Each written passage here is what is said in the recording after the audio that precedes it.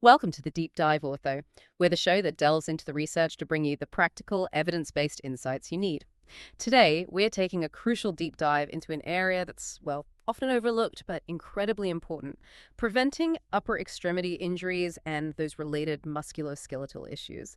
We're talking about the kind of problems that often crop up from physical activity, particularly things like weightlifting and ear, grip-focused training. It's really quite striking, isn't it? How easily we, or perhaps our patients, might just brush off a persistent ache in the arm or maybe a niggling shoulder pain. But these areas are absolutely pivotal for overall function, and that discomfort, seemingly minor, can actually be an early warning sign of something, well, deeper going on. It's fascinating how even seemingly harmless daily activities, holding a phone, typing, can contribute to injury risk. It's a really complex interplay, and that's what we want to unpack for you today. Indeed. And to give you the most robust, actionable understanding, we've synthesized information from quite a wide array of authoritative sources for this deep dive. Our research spans practical physical therapy guides, from places like Hinge Health and Vision Personal Training, right through to extensive orthopedic and sports medicine reviews in journals like PubMed. We've also pulled in clinical insights from respected institutions, Gold's Gym, Houston Methodist, Massachusetts General Hospital, amongst others. Our mission, specifically for you, our audience of medical professionals, is to distill all this knowledge, to turn it into practical, cutting-edge recommendations. Think of it as, well, your essential shortcut to being thoroughly well-informed on this critical aspect of orthopedic health. Brilliant. Let's start then with a really foundational point, Prof. Imam. We often hear so much emphasis on core strength or maybe leg power in fitness discussions, even clinically sometimes. But you're highlighting the arms and shoulders. Why are these upper extremities so vital that they need this kind of careful attention, even in activities that don't seem overtly strenuous? That's a very perceptive question. And you're right, their importance is often underestimated until a problem arises. Laura Raising, a physical therapist at Hinge Health, put it rather nicely. She likens stretching to a lubricant for your muscles and joints. And that analogy, I think, really captures why keeping them healthy and pliable is so crucial for just functioning optimally. Think about the sheer number of repetitive movements we do every single day. Constant typing, mouse work for hours on end, or perhaps more intricate things like fine needlework, even gardening, which requires sustained gripping. Even seemingly passive things, like gripping the steering wheel tightly on a long drive, or just holding a heavy book or tablet for a while. These all actively engage the muscles in your hands and arms. Right, things we barely even notice doing. Exactly. And without proper attention, these continuous, often quite monotonous actions, they lead to chronic muscle tightness, soreness, actual pain in the biceps, triceps, forearm muscles, and that discomfort often radiates into the joints themselves. So the clinical point here is that these seemingly small daily habits can be significant drivers of cumulative microtrauma over time. And then we also have to consider the impact of posture, prolonged, static, or poor postures. Take the common habit of sitting with rounded shoulders, which we see increasingly with device use. Holding that position for long periods without breaks or corrective movement doesn't just affect the shoulders. It can cause significant stiffness and tightness that travels not just down the arms, but also up into the neck and across the upper back. So that explains that connection. Precisely. From a therapeutic standpoint, targeted stretching can actively work to, as the sources say, open up the chest and arms to maintain mobility and avoid pain. Unquote. This directly impacts overall musculoskeletal comfort and function. It shows a clear biomechanical link that goes well beyond the limb itself. For any clinician, recognizing these postural factors is absolutely key to a holistic assessment. So, if I'm following you, it's not simply about the immediate stress of sports or intense exercise. Our everyday, almost sedentary habits can be major contributors to injury risk here. And if that's the case, how does this daily background noise, if you like, translate into preparing for more demanding physical activity, say a weightlifting session or even just a game of tennis at the weekend? It's exactly right. It's a continuum, from daily life right through to peak performance. The conditioning of your upper extremities is really foundational for almost any physical activity, even activities you might instinctively link more to the lower body. That's why arm warm-ups aren't just a nice to have. They are, in fact, essential before engaging in any kind of structured exercise. Think about racket sports, pickleball, tennis, or the rotational forces in golf. Swimming, with continuous overhead motion. Even cardio machines like rowers engage the whole upper kinetic chain. They all need proper arm preparation. And obviously, any kind of weightlifting. Doesn't matter if you're doing legs or upper body. Your arms are fundamental for picking up, stabilizing, holding those weights. So neglecting the arms during warm-ups and cool-downs is frankly a critical clinical oversight. It directly increases vulnerability. This preparation, as our sources consistently point out, effectively lubricates everything to promote ease of motion and decrease the chance of overuse or injury. It's about priming the whole neuromuscular system. That makes perfect sense. Okay, let's dig a bit deeper into the specific evidence-backed benefits of these practices then. What does the research, based on the sources we've looked at, actually tell us about why these seemingly simple routines, stretches, warm-ups are so effective? The evidence is actually quite compelling, and it mainly distinguishes between two general types of stretches, each offering distinct but complementary benefits for your patients. First, you have your traditional static stretches. These involve holding a specific position for a sustained duration, say 20-30 seconds, to increase tissue lengths and flexibility. Our sources consistently suggest these are best performed after activity, as part of a cool down. They help muscle recovery, reduce soreness, and promote tissue adaptation. Then second, you have dynamic stretches. These use controlled movement through a range of motion. They actively loosen muscles, increase core temperature, enhance circulation. These are absolutely essential before activity. They physiologically and neurologically prepare the body for the demands of exercise, reducing the risk of acute strains or tears. Okay, so static for after, dynamic for before. Got it. And what about the shared benefits? Right. Despite the different timings, both types share a remarkable set of benefits, all supported by the research we reviewed. A key one for clinical practice is their ability to restore overworked muscles. When muscles get tight or fatigued, whether from activity or just prolonged posture, their efficiency drops significantly. Stretching helps these muscles return to their optimal resting length, and that, in turn, improves their contractile efficiency, their power output, and their strength for the next contraction. So the crucial insight here isn't just about flexibility, it's a fundamental restoration tool. It directly impacts muscle power and efficiency and helps prevent those compensatory patterns that often lead to secondary injuries. That's a really important distinction. It's not just about touching your toes. Not at all. And beyond muscle restoration, these practices are profoundly important for protecting against injuries. The sources consistently highlight how repetitive movements common in sports, yes, but also many jobs contribute significantly to common conditions like tennis elbow, carpal tunnel syndrome, shoulder impingement. Stretching is identified not just as a primary preventive measure, but often as a key part of the treatment strategy for these very common upper limb issues. For you as medical professionals, this really underscores the importance of prescribing targeted stretching as part of a comprehensive prevention and rehab program. You're addressing the mechanical stressors directly. Another significant, often underappreciated benefit is enhancing local blood flow. Stretching actively boosts circulation to the muscles and joints you're targeting. This improved blood flow brings more nutrients and oxygen to the tissues, and importantly, helps remove metabolic waste products more efficiently. This is particularly vital for recovery after activity-clearing lactate, replenishing energy stores faster. So clinically, optimizing local circulation through stretching can potentially speed up healing and reduce that delayed onset muscle soreness, which might improve patient compliance with exercise. Makes sense.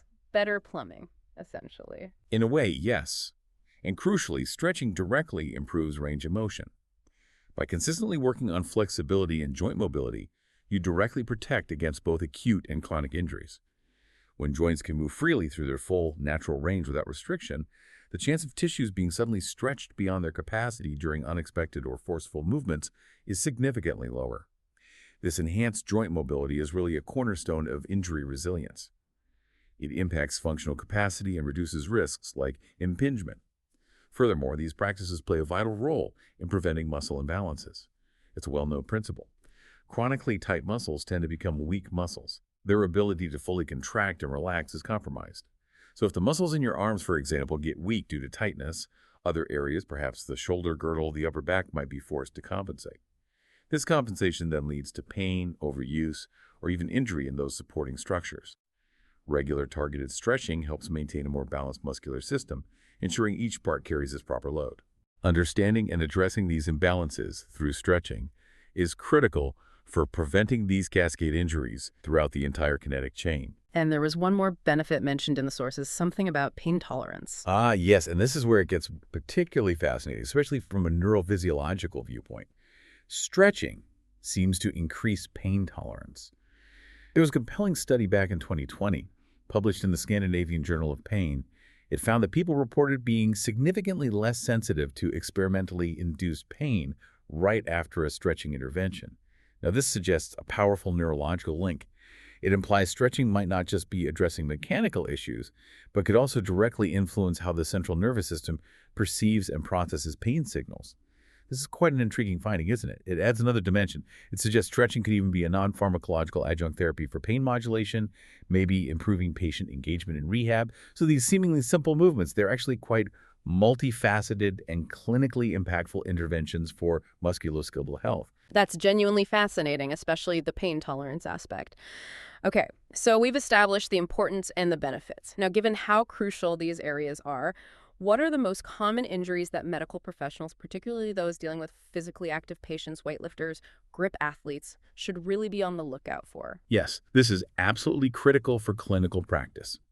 Proactive prevention and effective treatment really depend on recognizing these specific injury patterns. We see a broad spectrum, don't we? Ranging from chronic overuse issues that develop gradually, almost sneakily over time, right through to acute traumatic events. Let's grit to systematically outline the common ones, focusing on where they occur and how, based on the evidence we've reviewed. If we start distally and work our way up, we frequently encounter forearm, wrist, and hand injuries. These are incredibly common, largely due to the repetitive nature of so many activities, both occupational and athletic. We routinely diagnose tendinitis and forearm splints. Clinically, the key isn't just spotting the inflammation, it's understanding its origin in those repetitive wrist and hand motions, specific to things like heavy gripping in weightlifting, gymnastics, racket sports. Patients usually present with that localized tenderness, maybe a burning feeling, sometimes subtle swelling, often worse with resisted movements. Classic overuse injuries, really, from accumulated microdrama. And nerve issues, too, like carpal tunnel. Absolutely. Specific nerve entrapments are very common. Carpal tunnel syndrome, involving the median nerve at the wrist, and cubital tunnel syndrome, affecting the ulnar nerve at the elbow. These are often intricately linked to repetitive tasks involving sustained wrist flexion or extension prolonged typing, yes, but also extensive smartphone use, or even just maintaining a static grip for long periods. This leads to tightness and that characteristic radiating pain, numbness, or tingling, sometimes right down to the fingertips. It can significantly impact fine motor skills and quality of life. The diagnostic challenge, of course, is often differentiating nerve compression from purely tendinous or muscular problems. Moving up to the elbow, we frequently see forms of epicondylitis. Tennis elbow, or lateral epicondylitis, involves inflammation of the tendons on the outside of the elbow. It's caused by repetitive strain on those forearm extensor muscles heavily used in racket sports, yes, but also any grip-intensive work. Conversely, golfer's elbow, medial epicondylitis, affects tendons on the inside of the elbow. This strains the forearm flexor and pronator muscles, crucial for gripping and pulling. Both typically present with localized pain, definite weakness in grip strength, and sometimes a bit of swelling. Makes simple things like opening a jar really quite painful. Distinguishing between them requires that precise anatomical localization. And you mentioned ripped calluses. Seems minor, but I suppose it can really halt training. It can indeed. While seemingly minor clinically, ripped calluses are surprisingly common and incredibly frustrating for individuals involved in activities with direct palm friction. Think monkey bars, pull-ups, even some weightlifting grips. It's not a deep pathology, of course, but it can genuinely sideline someone's training for days, sometimes weeks. It completely disrupts consistency and progress. We've all seen someone trying to tape up a painful blister just to get through a session, haven't we? It really shows how even minor skin issues can derail things. True. Okay, moving up to the shoulder and upper arm. These seem like bigger players. They often are, and frequently more debilitating functionally. Rotator cuff and bicep strains, or tears, are remarkably prevalent, especially in weightlifting populations. Some sources cite up to 36% of injuries in lifters involve these structures. These can range dramatically, from mild inflammatory strains to complete debilitating ruptures, profoundly affecting shoulder stability and any overhead activities. We also see a lot of shoulder impingement syndrome. This is often directly linked to tightness in the pectoral muscles, the chest muscles. That tightness frequently comes from those chronic rounded shoulder postures, hunching over desks, phones, even doing certain lifts if form isn't right. This physically limits the space under the acromion, causing tendons and the bursa to get pinched during overhead movements. Leads to that characteristic painful arc of motion. And instability. That sounds quite serious. It can be. Anterior shoulder instability is a key risk, particularly for athletic individuals. The risk shoots up when performing exercises that put the upper arm in that abducted and externally rotated position. Think about wide grip, Bench presses, incline flies, bent arm pullovers, lat pull downs, especially behind the neck variations or behind the neck military presses. These positions put significant stress on the front part of the shoulder joint capsule, making it more vulnerable to stretching, subluxation, or even full dislocation. Right. And you also mentioned associated injuries further down the chain. Yes, we absolutely mustn't overlook those. The body's kinetic chain is intimately linked. Back strain, particularly in the lumbar spine, L1, L5 vertebrae, is very common in weightlifters due to the axial loading and spinal flexion often involved. Damage here can have knock-on effects, impacting hip mobility, groin function, lower abdominal control, even thigh flexion. In severe cases, a bad lumbar strain can be completely immobilizing. It really highlights how central the core is to limb function. And then there's patellar tendinopathy, often called PPS, or simply kneecap pain, a very common musculoskeletal issue in athletes, especially jumpers or Olympic weightlifters. It typically arises from excessive or incorrect loading, maybe poor movement patterns, incorrect positioning during lifts, involuntary movements under load, or underlying weaknesses often in the inner quadriceps or hip flexors. This leads to that anterior knee pain and functional limitation. Understanding this whole interconnected spectrum of potential injuries is really fundamental for comprehensive orthopedic practice and effective prevention. It certainly paints a clear picture of the risks. And it's obvious that injuries are common across various sites. But as you hinted earlier, it often seems to go beyond just lifting too heavy or one single mistake. What are the deeper reasons? What are the underlying mechanisms and those multifactorial risk factors that truly explain why these injuries happen? That really is the absolute core of effective prevention, isn't it? Understanding the why. As that systematic review by Guidetti and colleagues highlighted back in 2022, the cause, the etiology, is almost always complex and multifactorial. It's rarely just one thing. It's usually a convergence of several contributing factors that, over time, lead to tissue breakdown or failure. First off, there's the concept of overuse and overtraining. Clinically, we can think of this in two ways: doing too much over time, which typically results in those chronic conditions like tendinopathy, or doing too much at one time, leading to acute injuries like strains or tears. A critical element here is often insufficient recovery between sessions. This allows microtrauma to accumulate faster than the body can repair it. Interestingly, the evidence suggests experienced lifters, who often handle higher volumes and intensities, might be more prone to chronic overuse injuries, whereas novices, perhaps due to less developed technique, weaker foundations, or sometimes unrealistic goals, seem to face a higher risk of acute injury from a single poorly executed lift or sudden overload. For us as professionals, distinguishing between these chronic and acute mechanisms is vital for the right diagnosis and intervention strategy. And technique you mentioned that's critical. Arguably, the most critical factor is improper technique and form. Poor execution directly leads to too much tension across a specific muscle or tendon, or applying that tension in the wrong way. Picture someone rounding their shoulders excessively during a bench press, or letting their elbows flare way out during an overhead press, or using momentum swinging instead of controlled muscle action in a curl. These seemingly small deviations concentrate immense, non-physiological stress on vulnerable tissues, leads to microtrauma and eventually macroscopic injury. For big compound movements, squats, deadlifts, power cleans, perfect, consistent form isn't just nice to have, it's absolutely paramount. Incorrect form in these lifts can seriously disadvantage specific muscles, forcing others into stressful compensatory roles, creating imbalances and dramatically increasing injury risk. And a major contributor, especially sadly in younger populations, is often a lack of qualified, consistent supervision. This unfortunately allows poor technique habits to become ingrained. The clinical takeaway: patient education on biomechanics and meticulous form correction must be a top priority, often taking precedence over simply adding more weight. Then, closely related, are muscle imbalances. If someone consistently performs the same movements without balancing them with exercises for opposing muscle groups or without adequate stretching, they inevitably overwork some muscles while neglecting others. This leads to significant imbalances. A classic example is that forearm pain from endless bicep curls the forearm flexors get hammered.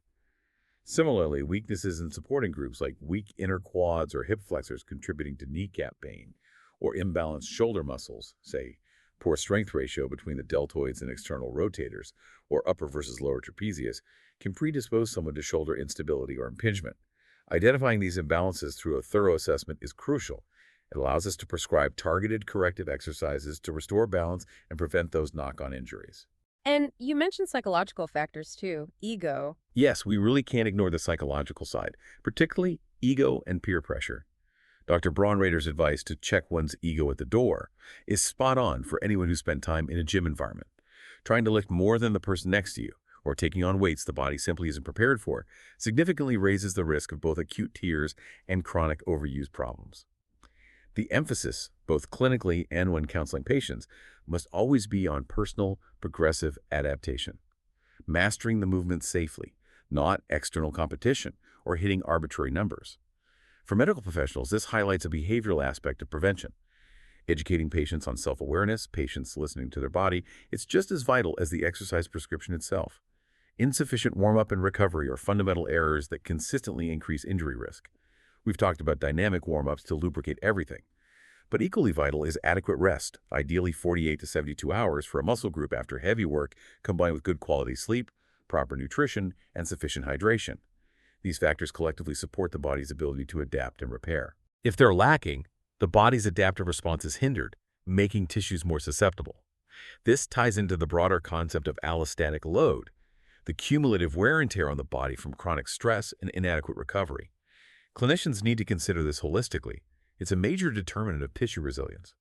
Failure to manage this load can lead to systemic vulnerability, not just localized injury. That's a really important holistic view. It is. And then there are specific vulnerable body positions that inherently carry higher risk due to compromised biomechanics. We mentioned the shoulder in that abducted, externally rotated state puts strain on the front capsule. Also, exercises involving barbells or dumbbells behind the head and neck. A simple, effective guideline to teach patients. If you can't see your hands when looking straight ahead during exercise, that position might well be unsafe for your shoulder integrity. It's likely placing it under undue stress. Teaching patients to recognize and modify or avoid these positions is a direct preventive action. Now, a more serious and frankly quite alarming risk factor, particularly relevant for us as medical professionals, is the use of performance and image-enhancing drugs, PIDs, specifically anabolic androgenic steroids, ASS. The literature is unequivocal here. There's a serious unique risk.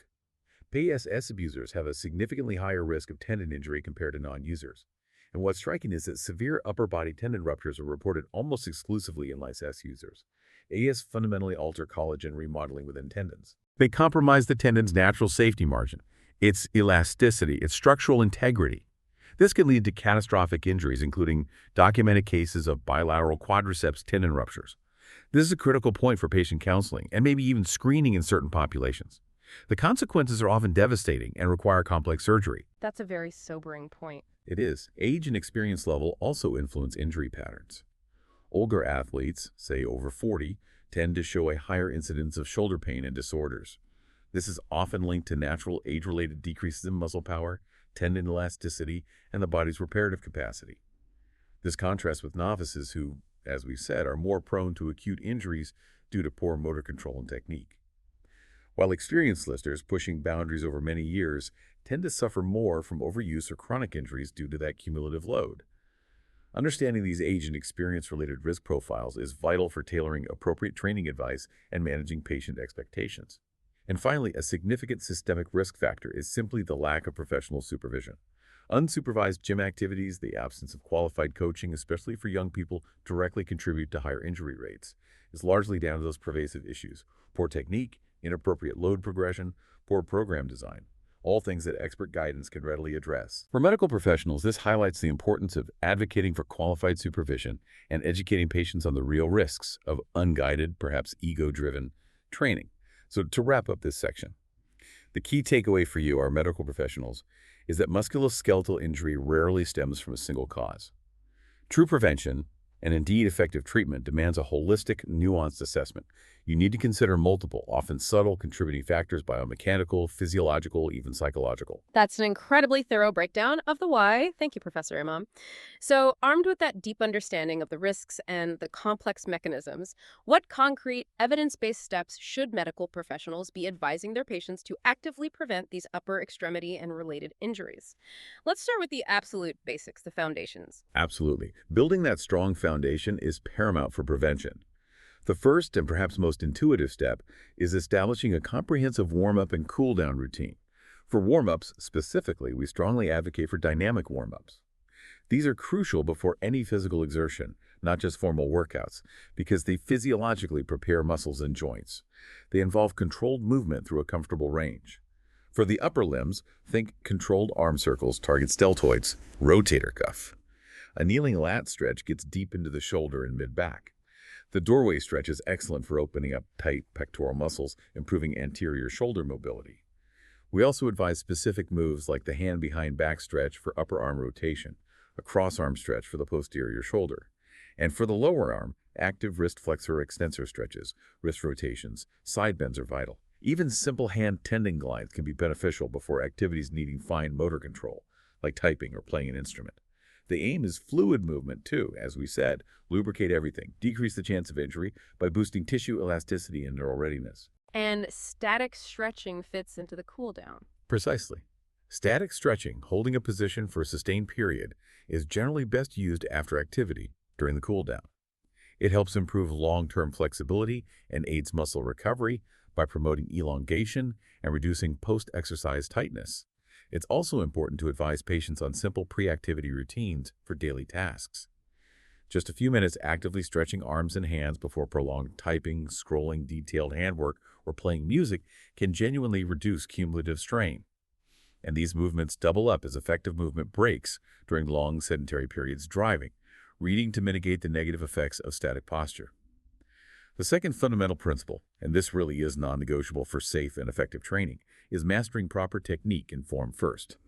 You must always prioritize form over the amount of weight lifted. It's absolutely crucial that individuals understand and rigorously practice correct lifting techniques. This means maintaining good posture throughout the entire movement, actively engaging the core for stability, and ensuring the appropriate specific form for every single exercise. We really can't overstate the value of professional guidance here. Consulting a certified trainer, a strength coach, or a physical therapist provides invaluable feedback and ensures correct motor learning.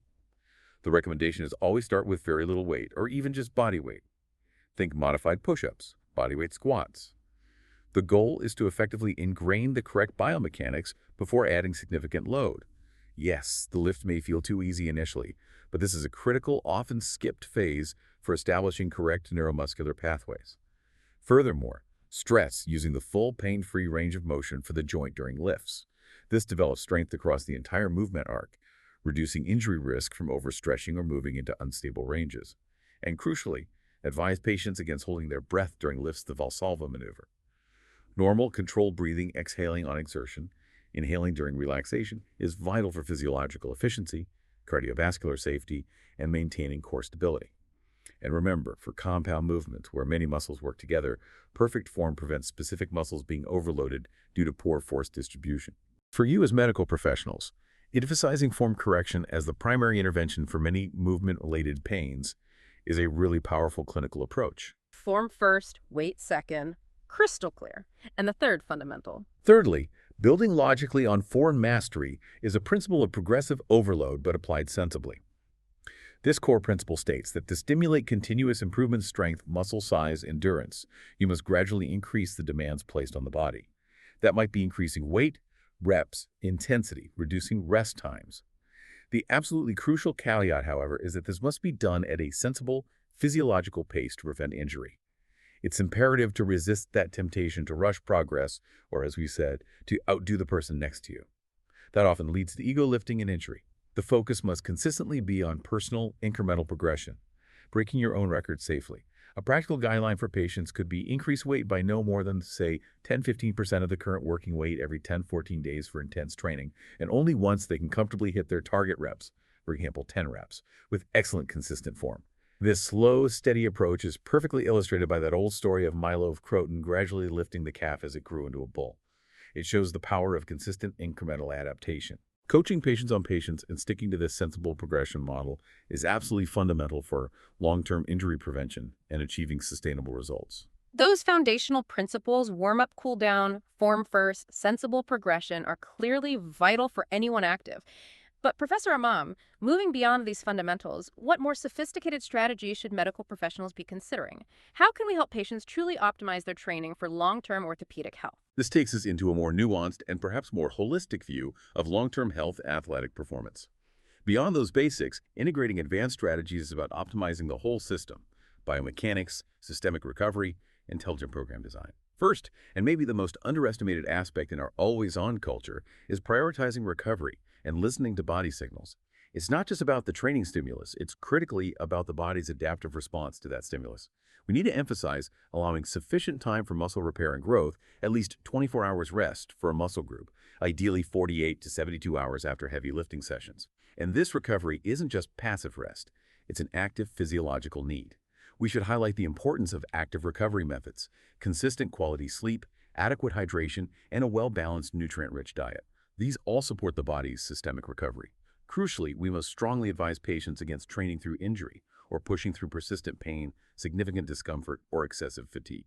These are critical clinical red flags. Persistent soreness lasting more than a few days, visible swelling or tenderness, especially wrists, elbows, forearms, or an unexplained drop in grip strength. These are clear signals demanding immediate rest and potentially professional assessment. For medical professionals, coaching patients to interpret these body signals accurately is just as vital as teaching exercises. It's about fostering self-awareness and stopping minor irritations becoming major pathologies. Becoming attuned to the body's feedback, essentially. Precisely. Next, we need a strategic exercise selection and modification approach. This needs to be tailored to the individual's specific biomechanics, goals, and risk profile. It starts with advising caution or even outright avoidance of certain high-risk exercises. These are movements known to place excessive, non-physiological stress on joints, often due to poor leverage or stability demands. Examples include things like behind-the-neck presses or lat pull-downs, straight bar biceps curls or triceps presses which can strain wrists and elbows, and exercises like good mornings, which put high shear force on the lumbar spine. We also need to caution against exercises that force joints into a maximum stretch position under heavy load, as this can compromise joint capsule integrity. Conversely, for optimal functional strength and stability, we should reiterate prioritizing compound movements. Those multi-joint lifts, squats, deadlifts, bench presses, overhead presses should ideally start the workout when energy is highest. This promotes integrated strength, better muscle recruitment, and helps reduce imbalances across the kinetic chain. It's also incredibly useful to foster a deeper understanding of musculoskeletal interconnectedness.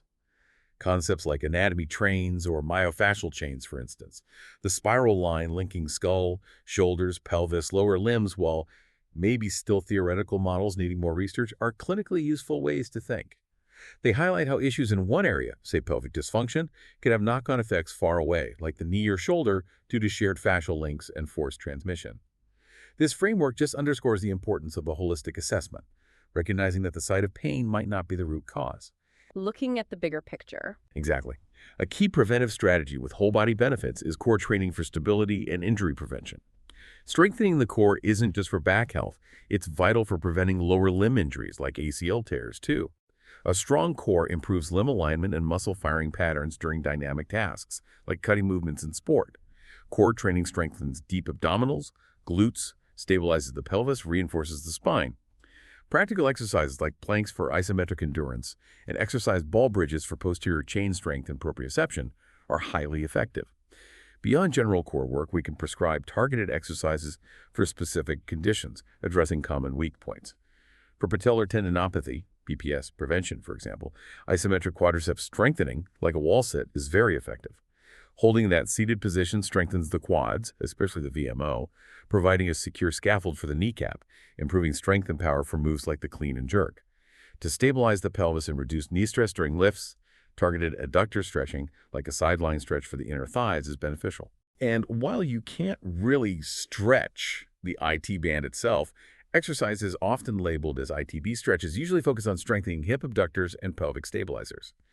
The pelvis is that crucial bridge between spine and lower limb, so strengthening it improves overall skeletal alignment. Furthermore, hip and glute stretches, things like chair-seated stretches or glute bridges, are paramount. They improve hip flexibility, can relieve back and knee pain, and prevent injuries by ensuring even weight distribution. Glute bridges specifically target all three gluteal muscles, significantly boosting squat and deadlift performance and stability. So very specific exercises for common problem areas. What about the shoulder? Yes, for shoulder injury prevention, we focus on rotator cuff stability and scapular control. Exercises include the shoulder pendulum stretch, using light weights or even a tin of beans, making gentle circles to passively loosen the shoulder joint. Internal and external shoulder rotation exercises, often with resistance bands, are key for directly strengthening those vital rotator cuff muscles responsible for dynamic stability. And a shoulder flexion stretch, using perhaps a broomstick, lifting overhead with straight arms, also helps engage core stabilizers needed for safe overhead movement. And for preventing lumbar spine injuries, hamstring stretches are crucial. Tight hamstrings limit pelvic tilt, increasing pressure on the lower back during bending or lifting. Lengthening them is key. The exercise ball bridge is a more advanced stabilization exercise, strengthening the core and back muscles through controlled movement, excellent for addressing minor spinal instability. And don't underestimate aerobic exercise, especially water therapy. It's highly effective for reconditioning the lower back. The water's buoyancy reduces spinal compression, allowing greater mobility with less pain. Exercises like single-leg balance reaches or single-arm reaches at the water surface use the water's resistance to gently strengthen hips, core, and back. A critical point regarding training program design is considering adopting a nonlinear undulating periodization model. This involves varying the intensity and volume of training more frequently, perhaps daily or weekly, rather than in long sequential blocks. Linear periodization. You set clear objectives, but undulate the stimulus. Research consistently suggests this undulating approach is often more effective than linear models for improving strength and body composition across different populations. It can help avoid plateaus and potentially reduce overuse risk by varying the stress. For clinicians, understanding this model can help guide patients towards more effective and potentially safer long-term training structures. That's a more sophisticated way to structure training. It is. And finally, perhaps most crucial for ensuring good outcomes is the absolute necessity of professional supervision and monitoring. We should advise dedicating familiarization sessions for all clients, even experienced ones. These sessions are vital for teaching, observing, and correcting technique before significant load is applied. Emphasize the importance of professional supervision, especially when moving from machines to free weights, or when using moderate to high loads. That's where form often breaks down. Stress constant monitoring for fatigue. Be ready to modify or eliminate suboptimal movement patterns, particularly for individuals with pre-existing conditions. Clinicians should also encourage the use of tools like the Rate of Perceived Exertion, RPE scale, and validated pain scales. These are good markers of internal load and pain thresholds, allowing for accurate, real-time adjustments to training programs to prevent overdoing it. And a newer, promising strategy is integrating pain neuroscience education, PNE. This can help address kinesiophobia, that debilitating fear of movement often seen after injury, and positively influence the brain's perception of exercise-related pain. It can be a powerful psychological tool alongside the physical rehab. Ultimately, professional oversight acts as the final, crucial safeguard. That's an incredibly comprehensive look at prevention, Professor Imam, really covering everything from the ground up to quite advanced concepts. Now, for our listeners, the medical professionals tuning in, understanding prevention is vital. But just as important is knowing when a patient's self-managed pain crosses the line, when it signals a clear need for specialist orthopedic help. What are those key indicators, those critical red flags that should really prompt an immediate referral? That is indeed a crucial judgment call for primary care clinicians and allied health professionals. Knowing precisely when to escalate care from, say, advice and basic physio to specialist orthopedic intervention is paramount for patient safety and achieving the best long-term results. The critical signs and symptoms that necessitate this referral, distinguishing them from mild, self-limiting discomfort, are generally quite clear and should definitely trigger consideration. First, and perhaps the most obvious, is persistent and severe pain. If the pain in the shoulder, elbow, or arm simply isn't improving with appropriate rest and basic home care ice, gentle movement after a reasonable period, say a few days to a week, or if the pain is constant and described as severe, that's a major red flag. This kind of unremitting pain often points towards a more significant underlying structural issue, maybe substantial tear, significant impingement that likely won't resolve fully with conservative measures alone. Secondly, clinicians must look for significant functional impairment. This goes beyond just a subjective report of pain. It's about a noticeable objective loss of ability. If a patient reports significant weakness making everyday tasks genuinely difficult, lifting objects, reaching overhead, personal care, or if there's a severely restricted range of motion preventing usual activities, occupational or recreational, this suggests a more serious structural or perhaps neurological problem. And a particularly notable warning sign in the upper limb, as we've touched upon, is that unexplained progressive loss of grip strength that can indicate nerve compression or severe tendon pathology. Okay, so pain severity and functional loss. What else? Thirdly, be alert for visible signs of injury that suggest something more acute or severe is going on. The presence of noticeable swelling that persists well beyond any initial minor trauma, bruising that appears without a clear impact, or critically, that grating sensation the patient might describe during joint movement known as crepitus. These all warrant prompt specialist attention. These signs often indicate significant tissue damage, ongoing inflammation, problems with the joint surface, or maybe even loose bodies within the joint. A fourth key indicator is reported joint instability. If a patient describes a feeling of the joint being unstable, giving way, or actually having recurrent episodes of subluxation, partial dislocation, in the shoulder or elbow, especially during movement or under load, this strongly suggests significant ligament or capsule damage. This compromises the joint's structural integrity and puts the patient at high risk of recurrent dislocations or further injury. It needs urgent assessment. And finally, consider specific suspected conditions that, by their nature, often require specialist input.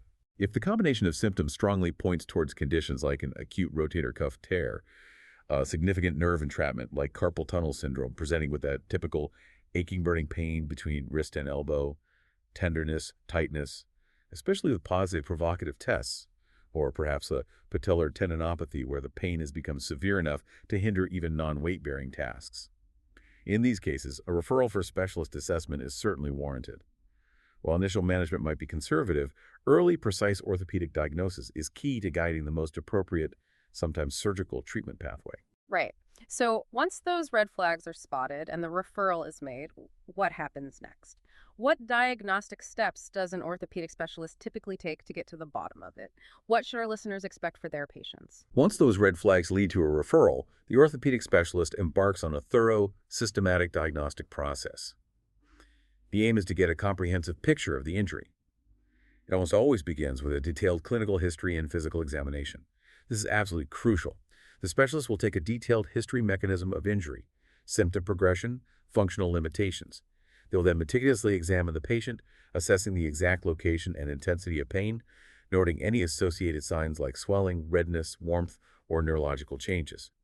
They'll carefully evaluate both active and passive range of motion in the affected joint, test muscle strength against resistance in various directions, and perform specific orthopedic provocative tests. These are designed to stress particular structures and elicit pain or instability, helping to pinpoint the problem. This detailed clinical exam provides vital clues and often strongly suggests the likely diagnosis. Following the examination, imaging tests are usually required to confirm the clinical suspicion and provide a much more detailed anatomical picture of the underlying pathology. X-rays are typically the first line. They're primarily used to look for bone issues, fractures, dislocations, or underlying joint problems like arthritis, bone spurs, alignment issues that might be contributing. They give an excellent view of the bones. However, for the soft tissue injuries, which are incredibly common in the situations we've been discussing today, magnetic resonance imaging, MRI scans, are often invaluable. MRI provides a far more detailed view of soft tissue's muscles, ligaments, tendons, cartilage. It's crucial for accurately identifying complex issues like muscle strains, ligament tears, rotator cuff tears, collateral ligament injuries, meniscal tears in the knee, or different types of tendinopathy that simply wouldn't show up clearly on an X-ray. The detail from an MRI allows for precise localization and grading of the soft tissue damage, and this is absolutely critical for guiding the most appropriate and effective treatment plan, whether that's conservative management or proceeding to surgery. It's really important to emphasize to patients that early consultation is key, especially with persistent, worsening, or functionally limiting pain in the upper limb or knee. The reason is straightforward. An accurate, specific diagnosis dictates the right treatment. Without clearly understanding the underlying problem, treatment can be delayed or misdirected. This can potentially lead to chronic problems, irreversible damage, or just a much longer recovery time.